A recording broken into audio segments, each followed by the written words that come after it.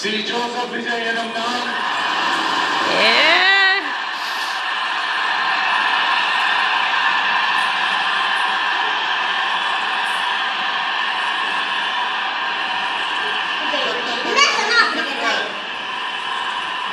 இந்திய அரசியல் அமைப்பின்பால்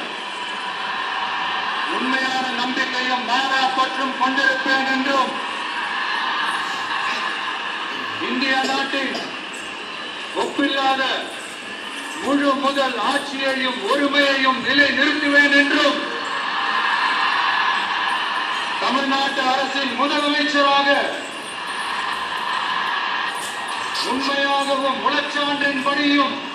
என் கடமைகளை நிறைவேற்றுவேன் என்றும்